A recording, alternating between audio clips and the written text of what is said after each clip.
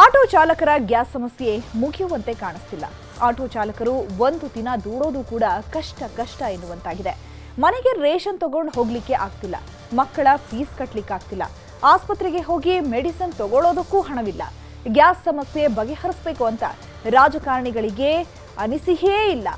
ನಾವೇನು ಆತ್ಮಹತ್ಯೆ ಮಾಡ್ಕೋಬೇಕಾ, ಕಳ್ಳತನ ಮಾಡಬೇಕಾ ಅಂತ ಆಟೋ ಡ್ರೈವರ್ಸ್ ಕಣ್ಣೀರು ಹಾಕಿದ್ದಾರೆ.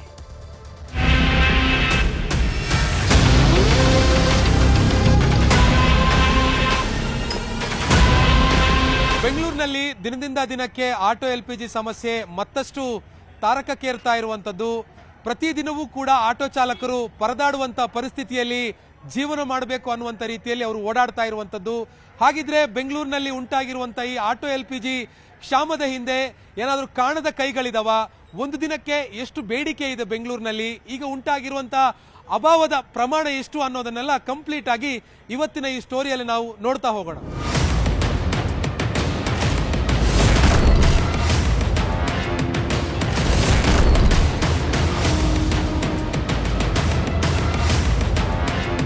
ತುಂಬ ಕಷ್ಟ ಆಗ್ಬಿಟ್ಟಿದೆ ನಮಗೆ. ಖಾಲಿ ಆಗೋರೆ ತಳ್ಳಕ್ಕಾಗಲ್ಲ. ಈಗ ಗ್ಯಾಸ್ ಹುಡ್ಕೊಂಡು ಹೋಗ್ತಾ ಎಲ್ಲಿ ಅಂತ ಹುಡ್ಕೋದು ನಾವು. ಎಲ್ಲ ಕಡೆನೂ ಮುಚ್ಚಿಬಿಟ್ಟಿದ್ದಾರೆ. ತುಂಬ ಕಷ್ಟ ಆಗಿದೆ ಜೀವನ. ಇವಾಗ ಹೆಂಗೋ ಒಂದು 200-300 ದುಡಿತಾ ಇದ್ವಿ ಡೈಲಿ. ಇವಾಗ ಅದು ಇಲ್ದಂಗೆ ಆಗ್ತಾ ಇತ್ತು. ಇವಾಗ ದೂರ ಎಲ್ಲೂ ಹೋಗಕ್ಕಾಗಲ್ಲ. ಕುಟುಂಬದ ಕಥೆ ಏನೀಗ? ಕುಟುಂಬದ ಕತೆ ಏನ್ ಮಾಡೋದು? ಸಾಲ ಮಾಡ್ಕೋಬೇಕು, ಇಲ್ಲಾರೆ ನೇಣಾಕೊಂಡು ಸಾಯ್ಬೇಕು. ಆ ತರ ಪರಿಸ್ಥಿತಿ ಬರುತ್ತೆ ಮುಂದೆ. ಹಂಗೆ ಆಗೋದು. ಇವಾಗ ಗ್ಯಾಸ್ ಸಿಗ್ತಾ ಇಲ್ಲ ಬ್ರೋ. ಮನೆ ಎಲ್ಲ ಸಿಕ್ಕಾಪಟ್ಟೆ ಕಷ್ಟ ಇದೆ. ಬಾಡಿಗೆ ಕಟ್ಟಾಕೈತೆ, ಆಟೋ ಲೋನ್ ಕಟ್ಟಾಕೈತೆ, ಸಿಕ್ಕಾಪಟ್ಟೆ ಪ್ರಾಬ್ಲಮ್ ಐತೈತೆ. ಏನ್ ಮಾಡೋದ? ಒಂದ್ ದಿನ ದುಡ್ಮೆನೆ ಮಾಡ್ತಾ ಇಲ್ವಲ್ಲ. ಎಲ್ಲಿ ದುಡ್ಮೆ ಐತೈತೆ? ದುಡ್ಮೆ ಮಾಡಿದ್ರೆ ತಾನೇ ದುಡ್ಮೆ ಐತೈತೆ. ನಮ್ಗೆ ಅಂತ ಯಾರವ್ರೆ ಹೇಳೋಕೆ ಯಾರವ್ರು ಹೇಳ್ರಿ? ಹಿಡಿದ್ರೆ ಫೈನ್ ಕಟ್ತಾರೆ, ಫೈನ್ ಹಾಕಿಸ್ತಾರೆ, ಎಲ್ಲದಕ್ಕೂ ಫೈನ್ ಹಾಕಿಸ್ತಾರೆ ಆಟೋದವ್ರಿಗೆ. ಈಗ ಅವ್ರ ಕಷ್ಟಕ್ಕೆ ಯಾರು ಕೊಡೋರಿಲ್ಲ. ಎಲ್ಲಿ ಸರ್ ಏನಿಲ್ಲ ನೋಡಿ. ಬೆಳಿಗ್ಗೆಯಿಂದ ಇಲ್ಲೇ ಕೂತಿದ್ದೀವಿ. ಏನ್ ಮಾಡೋದು? ದುಡಿಮೆ ಇಲ್ಲ, ಏನಿಲ್ಲ. ಗ್ಯಾಸ್ ನೋಡಿದ್ರೆ ರೈಟ್ ಜಾಸ್ತಿ ಆಗೈತೆ. ಇದು ಕ್ಲಿಯರ್ ಆಗೋವರೆಗೂ ಸಾಲ ಮಾಡ್ತೀವಿ. ಆಮೇಲೆ ಅದನ್ನು ಆಗದೆ ಏನೋ ಮಾಡ್ಕೋಬೇಕಷ್ಟೇ. ಎಲ್ಲರೂ ಸೂಸೈಡ್ ಮಾಡ್ಕೋಬೇಕು ಲಾಸ್ಟ್ ಅಲ್ಲಿ. ಎಂತ ಪರಿಸ್ಥಿತಿ ಗೊತ್ತಾ ಸರ್? ಅದು ಹೇಳೋದ್ಕಿಂತ ಅನುಭವಿಸೋರು ಗೊತ್ತು. RTO ಅಧಿಕಾರಿಗಳ ಲೆಕ್ಕದ ಪ್ರಕಾರ ಈ ಆಟೋಗಳಿಗೆ ಪ್ರತಿದಿನ 45 ಮೆಟ್ರಿಕ್ ಟನ್ ಅಷ್ಟು, ಅಂತಂದ್ರೆ 45,000 kgಯಷ್ಟು LPG ಪ್ರತಿದಿನ ಬೇಕಾಗುತ್ತೆ. ಆದ್ರೆ ಈಗ ಪೂರೈಕೆ ಆಗ್ತಾ ಇರುವಂತದ್ದು 25 ಮೆಟ್ರಿಕ್ ಟನ್ ಮಾತ್ರ. ಉಳಿದಿರುವಂತೆ 20 ಮೆಟ್ರಿಕ್ ಟನ್ ಅಭಾವ ಪ್ರತಿದಿನ ಬೆಂಗಳೂರಿನಲ್ಲಿ ಉಂಟಾಗ್ತಾ ಇರುವಂತದ್ದು. ಸೊ ಈ ಅಭಾವ ಉಂಟಾಗೋದಕ್ಕೆ ಪ್ರಮುಖ ಕಾರಣ ಏನು ಅಂತಂದ್ರೆ, ಗೃಹ ಬಳಕೆಗೆ ಅಡುಗೆ ಅನಿಲ ಕೊರತೆ ಆಗಬಾರದು ಅನ್ನುವಂತ ನಿಟ್ಟಿನಲ್ಲಿ ಆಟೋ LPGಯನ್ನ ಡೈವರ್ಟ್ ಮಾಡಲಾಗಿದೆ ಅನ್ನುವಂತ ಮಾಹಿತಿಯನ್ನ ಪೆಟ್ರೋಲಿಯಂ ಕಂಪನಿಗಳು ನಮಗೆ ಕೊಡ್ತಾ ಇರುವಂತದ್ದು. ಅಂತಂದ್ರೆ ಈ ಒಂದು LPG ಸಮಸ್ಯೆಯಿಂದ ಆರಂಭದಲ್ಲಿ ಕಮರ್ಷಿಯಲ್ ಗ್ಯಾಸ್ನ ಅಭಾವದಿಂದಾಗಿ ಹೋಟೆಲ್ ಉದ್ಯಮಕ್ಕೆ ಹೇಗೆ ಹೊಡೆತ ಬಿತ್ತೋ ಅದೇ ರೀತಿಯಾಗಿರುವಂತಹ ಅಭಾವ ಅಡುಗೆ ಅನಿಲಕ್ಕೂ ಕೂಡ ಬಿದ್ದಿತ್ತು. ಆ ಅಡುಗೆ ಅನಿಲವನ್ನ ಸಮತೋಲನಗೊಳಿಸೋದಕ್ಕೆ ಆಟೋ LPGಯನ್ನ ಡೈವರ್ಟ್ ಮಾಡಲಾಗಿದೆ. ಹೀಗಾಗಿ ಆಟೋ ಗ್ಯಾಸ್ಗೆ ಇದೀಗ ಪರದಾಟ ಶುರುವಾಗಿರುವಂತದ್ದು. ಇಸ್ರೇಲ್ ಮತ್ತು ಇರಾನ್ ನಡುವಿನ ಯುದ್ಧ ಏನಾಗಿದೆ, ಈ ಯುದ್ಧದಿಂದ 36 ದಿನಗಳು ಇದೀಗ ಕಳೀತಾ ಇರುವಂತದ್ದು. ಸೊ ಈ ಯುದ್ಧ ಹೀಗೆ ಮುಂದುವರೆದ್ರೆ ಮತ್ತಷ್ಟು ಸಮಸ್ಯೆ ಆಟೋ LPGಗೆ ಉಂಟಾಗುವಂತ ಸಾಧ್ಯತೆಗಳನ್ನ ಪೆಟ್ರೋಲಿಯಂ ಕಂಪನಿಗಳು ನಿರೀಕ್ಷೆ ಮಾಡ್ತಾ ಇರುವಂತದ್ದು. ಒಂದೊಮ್ಮೆ ಮತ್ತಷ್ಟು ಅಭಾವ ಹೆಚ್ಚಳ ಆಗ್ತಾ ಹೋದ್ರೆ ಮತ್ತಷ್ಟು ಪರಿಸ್ಥಿತಿ ಬಿಗಡಾಯಿಸುವಂತ ಸಾಧ್ಯತೆಗಳು ಕೂಡ ಇರುವಂತದ್ದು. ಈಗಾಗಲೇ 65 ರೂಪಾಯಿ ಇದ್ದಂತಹ ಆಟೋ LPG ದರ 100 ರೂಪಾಯಿ ಗಡಿ ದಾಟ್ತಾ ಇರುವಂತದ್ದು. ಕೆಲವು ಕಡೆ 90 ರೂಪಾಯಿ ಇದೆ, ಇನ್ನೂ ಕೆಲವು ಕಡೆ 100 ರೂಪಾಯಿ ಇದೆ, ಇನ್ನೂ ಕೆಲವು ಕಡೆ 105, 110 ರೂಪಾಯಿಗೆ 1 ಲೀಟರ್ LPG ಮಾರಾಟ ಆಗ್ತಾ ಇರುವಂತದ್ದು. ಇದರಿಂದಾಗಿ ಆಟೋ ಚಾಲಕರಿಗೆ ಸಾಕಷ್ಟು ಸಮಸ್ಯೆ ಬೆಂಗಳೂರಿನಲ್ಲಿ ಆಗ್ತಾ ಇದೆ. ಮನೇಲಿ ಗ್ಯಾಸ್ ಇಲ್ದಿರ ಹುಚ್ಚಿಡ್ದಂಗೆ ಆಗ್ಬಿಟ್ಟಿದೆ. ಬುಕ್ಕಿಂಗ್ಗೆ ತಗೋತಾ ಇಲ್ಲ ಗ್ಯಾಸು. ಈ ಗ್ಯಾಸು ಸಿಗ್ತಾ ಇಲ್ಲ, ಆ ಗ್ಯಾಸು ಸಿಗ್ತಾ ಇಲ್ಲ. ಮನೇಲಿ ಸಂಪಾದನೆನೂ ಇಲ್ಲ, ಈ ಕಡೆ ಮನೇಲಿ ಊಟಕ್ಕೂ ಇದಿಲ್ಲ. ಆ ತರ ಸಮಸ್ಯೆ ಆಗ್ಬಿಟ್ಟಿದೆ. ಇಲ್ಲಿ ನೋಡಿದ್ರೆ ನಾವು ದುಡಿತಾನೂ ಇಲ್ಲ, ಜೊತೆಗೆ ಮನೆಯಲ್ಲಿ ತಂದಾಕಕ್ಕೆ ಮನೇಲಿ ಮಾಡ್ಕೊಂತೀನಿ ಅನ್ನೋದಕ್ಕೂ ಆಗ್ತಾ ಇಲ್ಲ. ಹೋಟ್ಲಲ್ಲಿ ತರಕ್ ನಮ್ಮ ಹತ್ರ ದುಡ್ಡು ಇಲ್ಲ. ಹೆಂಗ್ ಆಗ್ಬಿಟ್ಟಿದೆ ಅಂತಂದ್ರೆ ಹುಚ್ಚಿಡ್ದಂಗೆ ಆಗ್ಬಿಟ್ಟಿದೆ. ಇವಾಗ ನಾವು ಇವತ್ತು ಸಂಪಾದನೆ ಮಾಡಿದ್ರೆ ಇವತ್ತು ಅನ್ನ ಸರ್. ನಾಳೆದು ಬಿಡಿ, ನಾಳೆ ತಿರ್ಗಾ ಹೋಗೋಣ. ನಮ್ಮ ಕೈನಲ್ಲಿ ಶಕ್ತಿ ಇದೆ, ನಾಳೆ ತಿರ್ಗಾ ಹೋಗ್ತೀವಿ. ಬೆಳಗ್ಗೆ ಎದ್ದೊಳಿ ಹೋಗೋಣ ಡ್ಯೂಟಿಗೆ ಅಂತ. ಬಟ್ ಇವತ್ತದೇ ಆಗಿಲ್ಲ ಅಂದ್ರೆ ನಾಳೆ ಏನ್ ಮಾಡೋಣ ನಾವು? ಇವಾಗ ಸಾಯಂಕಾಲ ಮನೆಗೆ ಏನ್ ಎತ್ಕೊಂಡು ಹೋಗೋಣ? ಇರೋಕ್ಕಿಂತ ಬದಲಿ ಸಾವು ಎಷ್ಟು ಅಂತ ಅಷ್ಟು ಇದಾಗಿದೆ. ಅದು ದುಡಿದ್ರೆ ನಾವು ಮನೆಗೆ ತಗೊಂಡೋದ್ರೇ ಊಟ. ಇಲ್ಲ ಅಂದ್ರೆ ಪರಿಸ್ಥಿತಿ ಹಂಗಾಗಿದೆ. ಜೊತೆಗೆ ಇದು LPG ಗ್ಯಾಸ್ ಪ್ರಾಬ್ಲಮ್ ಆಗಿಲ್ಲ ಆದ್ಮೇಲಂತೂ ನಾವು ಹೆಂಡತಿ ಮಗಳು ನೋಡೇ 2-3 ದಿವಸ ಆಗಿದೆ. ಯಾಕೆಂದ್ರೆ ಎಲ್ಲೆಲ್ಲಿ ಗ್ಯಾಸ್ ಖಾಲಿ ಆಯ್ತದೆ ಅಲ್ಲಲ್ಲೇ ಮಲಿಕಬೇಕು, ಕಿಲೋಮೀಟರ್ ಗಟ್ಟಲೆ ನಿಂತ್ಕೋಬೇಕು. ಒಂದು ಬಂಕಲ್ಲಿ ಇದ್ರೆ ಇನ್ನೊಂದು ಬಂಕಲ್ಲಿ ಇಲ್ಲ. ನಮ್ಮ ಗ್ಯಾಸ್ ಖಾಲಿ ಆಯ್ತು ಅಂತಂದ್ರೆ ಥ್ರೋ ಮಾಡಿಸ್ಬೇಕು ಅಂದ್ರೆ 200-300 ಕೊಡಬೇಕು. ಯಾರು ಮಾಡಲ್ಲ. ಪರಿಸ್ಥಿತಿಗಳು ಹಂಗಾಗಿದೆ ಸರ್. ಇಷ್ಟೆಲ್ಲ ಅವಾಂತರಗಳು ಸೃಷ್ಟಿಯಾದ ಮೇಲೆ ಈ ಒಂದು ಆಟೋ LPG ಅಭಾವ ಕೃತಕವಾಗಿ ಆಗಿದೆಯಾ ಅಥವಾ ಸಹಜವಾಗಿ ಆಗಿದೆಯಾ ಅನ್ನುವಂಥ ಒಂದು ಪ್ರಶ್ನೆ ನಮ್ಮನ್ನ ಕಾಡ್ತಾ ಇದೆ. ಇದಕ್ಕೇನು ಉತ್ತರ ಅನ್ನೋದನ್ನ ಮಂಜು ಆರ್ಯ ಅವರು ಎಕ್ಸ್ಪ್ಲೈನ್ ಮಾಡ್ತಾರೆ.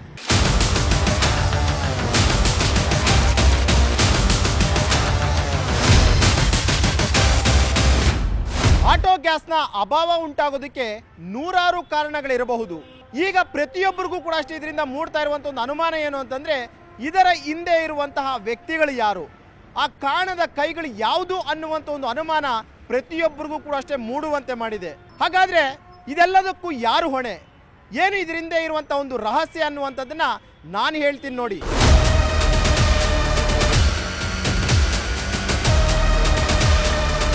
₹100 ಬಾಡಿಗೆ ಹತ್ತಿಸ್ಕೋಬೇಕಂದ್ರೂ 100 ಸಲ ಯೋಚನೆ ಮಾಡಬೇಕು. ಏನು 100 ಸಲ ಯೋಚನೆ ಮಾಡಿ ಹತ್ತಿಸ್ಕೋಬೇಕು.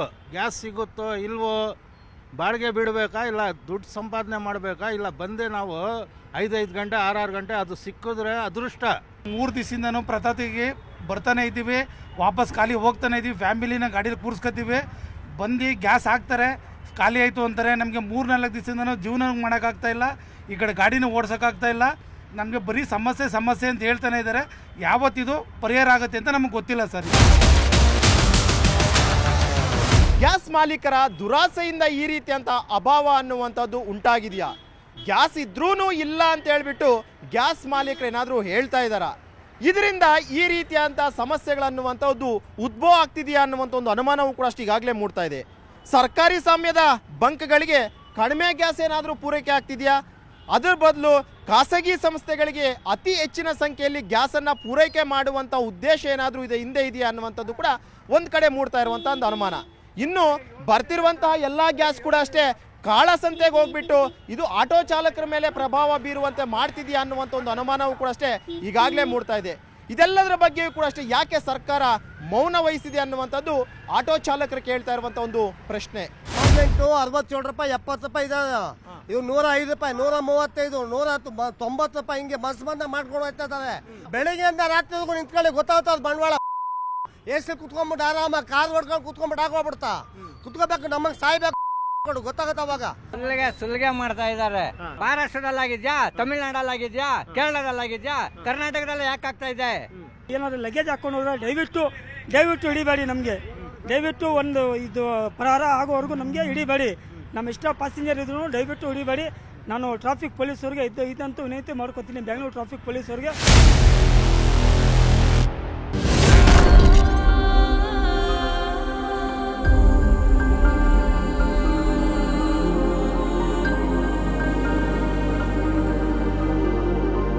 ಆಟೋ ಗ್ಯಾಸ್ ಸಮಸ್ಯೆಯಿಂದ ಆಟೋ ಚಾಲಕರ ಕುಟುಂಬದ ಪರಿಸ್ಥಿತಿ ಏನಾಗಿದೆ?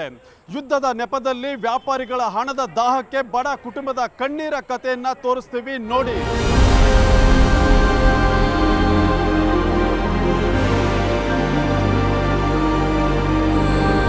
ಗ್ಯಾಸ್ ಸಿಗ್ತಾ ಇಲ್ಲ, ಆಟೋ ಓಡ್ತಾ ಇಲ್ಲ. ಆದ್ರೆ ಬೆಂಗಳೂರಿನ ಆಟೋ ಚಾಲಕರ ಗೋಳನ್ನ ಕೇಳೋರೇ ಇಲ್ಲ. ಎಲ್ಲಿದೆ ಗ್ಯಾಸ್ ಖಾಲಿ ಆಗಿದೆ, ಹುಡ್ಕೊಂಡು ಅಲ್ಲಿಗೆ ಹೋಗ್ಬೇಕು. ಬಾಡಿಗೆ ಖರ್ಚೆ ಆಗ್ತಾ ಇರೋದು, ಇನ್ನೇನಿಲ್ಲ, ಫುಲ್ಲು ಖರ್ಚೆ ಇರೋದು. ಯಾಕೆ ಬೇಡವಾ, ದಿನಕ್ಕೆ ಅಟ್ಲೀಸ್ಟ್ ನಾವು ₹1000 ಉಳಿತಾಯ ಮಾಡಬೇಕು, ಇಲ್ಲ ₹500 ದುಡಿಯೋಕ್ಕಾಗ್ತಿಲ್ಲ. ರೀಸೆಂಟಾಗಿ ಮಗಳು ಮದುವೆ ಮಾಡಿದ್ದೀನಿ, ಸಾಲ ಮಾಡಿದ್ದೀನಿ, ಅನಿವಾರ್ಯ. ಈಗೇನು ಮಾಡೋಕ್ಕಾಗಲ್ಲ, ದುಡಿಲೇಬೇಕು. ಸಾಲ ಎಷ್ಟಾದ್ರೆ ಏನಿದೆ, ಈಗ ದುಡಿಯೋಕ್ಕಂತ ಬಿಡುಗಡೆ ಅಲ್ಲವಲ್ಲ, ಮಾಡ್ಬೇಕು. ಏನಾಗತ್ತೆ, ಈ ಸಾಲ ಮಾಡಿದ್ದೆ ಒಂದು ಬಳಿಕ ಕೂಲಿ ಮಾಡಾದ್ರೆ ಜೀವನ ಮಾಡ್ಬೇಕು. ಬಂದಿದ್ದೀವ ಬೆಂಗಳೂರಿಗೆ, ಇನ್ನೇನು ಮಾಡೋಕ್ಕಾಗತ್ತೆ? ಏನು ಮಾಡೋದು ಸರ್, ಮನೇಲಿ ಫ್ಯಾಮಿಲಿ ಬಾಡಿಗೆ ಕಟ್ಟಬೇಕು, ಕರೆಂಟ್ ಬಿಲ್ ಕಟ್ಟಬೇಕು, ಸಂಸಾರ, ರೇಷನ್ ತಂದಾಕಬೇಕು. ಮನೆಯಲ್ಲೇ ಬೆಲೆನೇ ಕೊಡೋಲ್ಲ, ಕಟ್ಕೊಂಡಿರೋ ಎಂತಿದ್ರು ಬೆಲೆನೇ ಕೊಡೋಲ್ಲ. ಆ ಥರ ಆಗಿದೆ ಈಗ ಸಂಸಾರ ಬಂದ್ಬಿಟ್ಟು. ಆಟೋ ಚಾಲಕರು ತಮ್ಮ ಆಟೋಗಳನ್ನು ನಿಲ್ಲಿಸ್ಕೊಂಡು ಕಾಯ್ತಾ ಇದ್ದಾರೆ.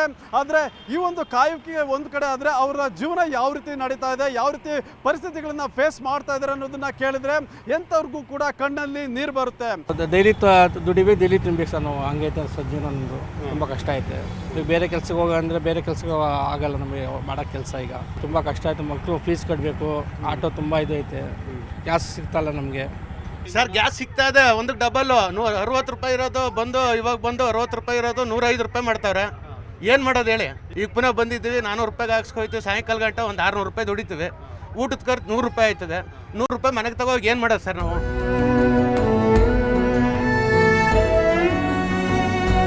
ಏನೋ ಇಲ್ಲಿ ಆಗ್ತಾ ಇದ್ದಾರೆ, ಮುಂದೆ ಯಾವ ಕಡೆನೂ ಇಲ್ಲ. 1-2 ಕಿಲೋಮೀಟ್ರ್ 3 ಕಿಲೋಮೀಟ್ರು ಕ್ಯೂ ಇದೆ ಗ್ಯಾಸ್ಗೆ.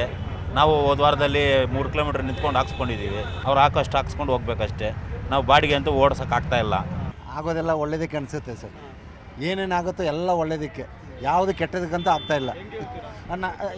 ಏನೇನು ನಡೀತದೋ ಅದೆಲ್ಲ ಒಳ್ಳೇದಕ್ಕೆ ಅನ್ಕೋಬೇಕು ನಾವು, ಅದು ಒಳ್ಳೇದೇ ಆಗುತ್ತೆ. ಈಗ ಮತ್ತೊಂದು ಆಟೋ ಸ್ಟೇಷನಲ್ಲಿ ಯಾವ ರೀತಿ ಪರಿಸ್ಥಿತಿ ಇದೆ ಅನ್ನೋದ್ರ ಬಗ್ಗೆ ಆಶಿಕ್ ಮುಲ್ಕೆ ಹೇಳ್ತಾರೆ, ನೋಡೋಣ ಬನ್ನಿ.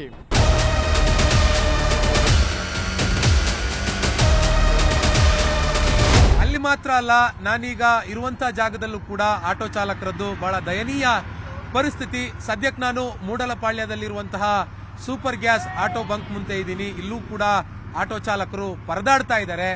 ಹೇಗೆ ಅಂತಂದ್ರೆ ಮಧ್ಯರಾತ್ರಿ ಬಂದು ಕೂತಿದ್ದಾರೆ. 1 kg LPG ಸಿಕ್ಕರು ಸಾಕು ಅನ್ನುವಂತ ಬೇಡಿಕೆಯಲ್ಲಿ. ಹಾಗಿದ್ರೆ ಇವರ ಬದುಕು ಹೇಗಿದೆ, ಇವರ ಜೀವನ ಹೇಗೆ ನಡೀತಾ ಇದೆ ಅನ್ನುವಂಥದ್ರ ಬಗ್ಗೆ ಆಟೋದವ್ರನ್ನೇ ನಾವು ಮಾತಾಡಿಸಿ ತಿಳ್ಕೊಳ್ಳೋಣ.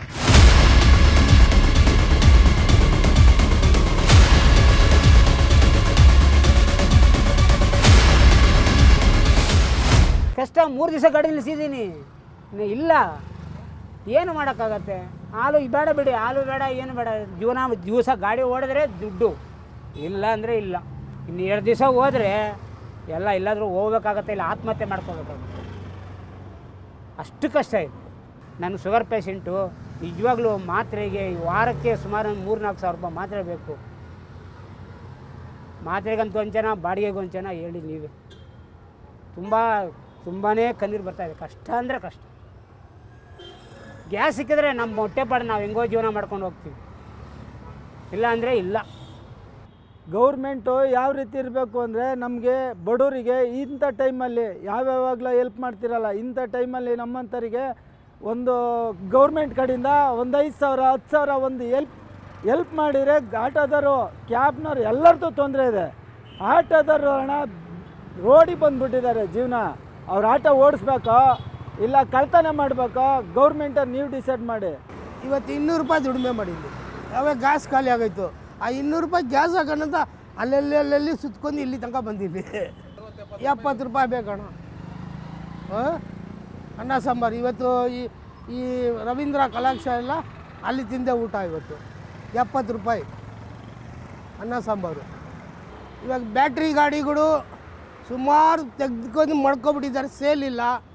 ಇವಾಗ ಈ ಥರ ಸಂಸದಿ ಮಾಡಿದ್ರಿಂದ ಎಲ್ಲ ಜನ ರೋಸ್ಬಿಟ್ಟು ಬ್ಯಾಟ್ರಿ ಗಾಡಿಗೆ ಹೋಗ್ತಾರಂತ ಅವ್ರ ಐಡಿಯಾ. ಏನೇನೋ ಇದೆ, ಅದೇ ಏನಾಯ್ತಿತ್ತು ಅಂತ ಗೊತ್ತಿಲ್ಲ. ಇನ್ನೊಂದು ಸ್ವಲ್ಪ ದಿವಸದಾಗೆ ನೀವು ಮೆಜೆಸ್ಟಿಕ್ ಹೋಗಿ ನೋಡಿ, ಇಷ್ಟು ಪರಿಸ್ಥಿತಿ ಐತೆ. ಹಂಗೋ ನಿನ್ನ ಡ್ರೈವರ್, ನೀ ಆಟೋ ಕೇಳಿದ್ರೆ ನಿನ್ನ ಹತ್ರ 200 ರೂಪಾಯಿ ಕೇಳ್ತಾರೆ. 5-6 ದಿವಸದಿಂದ ಖರ್ಚಿಗೆ ಕಾಸು ಕೊಟ್ಟಿಲ್ಲ ಸರ್. ನಾನು ಅಷ್ಟು ಬೇಜಾರಾಗ್ಬಿಟ್ಟಿದೆ. ನಾವು ಯಾರಿಗೂ ಹೇಳೋಕ್ಕೂ ಆಗ್ತಾಯಿಲ್ಲ. ನಾವು ಯಾರ ಹತ್ರ ಹೋಗಿ 100-200 ಕೊಡಿ ಅಂತ ಕೇಳೋಕ್ಕಾಗಲ್ಲ. ನಾವು ಡೈಲಿ ದುಡಿಬೇಕು, ಡೈಲಿ ತಿನ್ಬೇಕು. ನಮ್ಮದು ಪರಿಸ್ಥಿತಿ ಆ ಥರ ಇರೋದು. ಏನಾದರೂ ಗ್ಯಾಸ್ ಬಂದರೆ ನೋಡಿ ಡೈಲಿ ದುಡಿತೀವಿ, ಡೈಲಿ ತಿಂತೀವಿ ನಾವು. ಇವಾಗ ಯಾರು ಅಂಥ ಟೈಮಲ್ಲಿ ನಮಗೆ ಯಾರೂ ಕೊಡೋರಿಲ್ಲ. ಈ ಥರ ಕೊಡಿ ಅಂತಲೂ ಕೊಡೋದಿಲ್ಲ. ಇವಾಗ 100 ರೂಪಾಯಿ ಯಾರಾದರೂ ಕೊಟ್ಟರೆ ಬಂದು 2 ಗಂಟೆ ಬಿಟ್ಟು ಕೊಟ್ಲೋಪ್ಪ ನನ್ನ ಕಾಸು ಅಂತ ಕೇಳ್ತಾರೆ. ನಾವು ಯಾರಿಗಂತ ಹೋಗಿ ಹೇಳೋಣ ಸರ್? ಬೆಂಗಳೂರಿನಲ್ಲಿ ಬಹುತೇಕ ಕಡೆ ಆಟೋ ಗ್ಯಾಸ್ ಬಂದಾಗಿರುವಂಥದ್ದು. ಅದಾಗಿಯೂ ಕೂಡ ಕೆಲವು ಕಡೆಗಳಲ್ಲಿ LPG ಪೂರೈಕೆ ಆಗ್ತಾ ಇದೆ. ಅದರಲ್ಲೊಂದು ಮೂಡಲಪಾಳ್ಯದಲ್ಲಿರುವಂತಹ ಸೂಪರ್ ಗ್ಯಾಸ್ ಬಂಕ್ ಕೂಡ ಒಂದು. ಆ ಬಂಕ್ನಲ್ಲಿ ಇದೀಗ ಕಳೆದ 2 ದಿನಗಳಿಂದ ಕಿಲೋಮೀಟರ್ ಗಟ್ಟಲೆ ಆಟೋ ಚಾಲಕರು ಕ್ಯೂ ನಿಂತ್ಕೊಂಡಿದ್ದಾರೆ.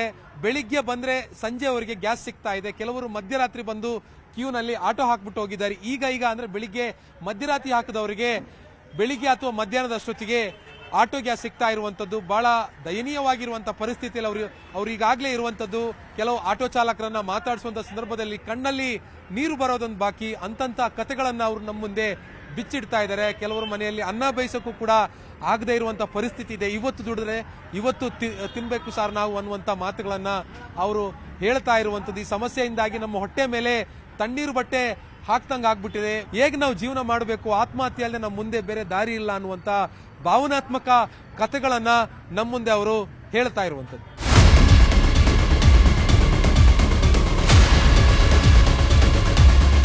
ಆಟೋ ಚಾಲಕರ ಕುಟುಂಬವೂ ಕೂಡ ಇದೀಗ ಸಂಕಷ್ಟಕ್ಕೆ ಸಿಲುಕಿದೆ. ನಾವು ಇವತ್ತು ದುಡಿದ್ರೆ ಇವತ್ತು ನಮ್ಮ ಜೀವನ ಅನ್ನುವಂತ ಭಾವನಾತ್ಮಕ ಮಾತುಗಳನ್ನ ಆಟೋ ಚಾಲಕರು ಹೇಳ್ತಾ ಇರುವಂತದ್ದು. ಬೆಂಗಳೂರಿನಿಂದ ಕ್ಯಾಮರಾ ಪರ್ಸನ್ ರಾಯ್ಡು ಜೊತೆ ಆಶಿಕ್ ಮುಲ್ಕಿ, ನ್ಯೂಸ್ 8.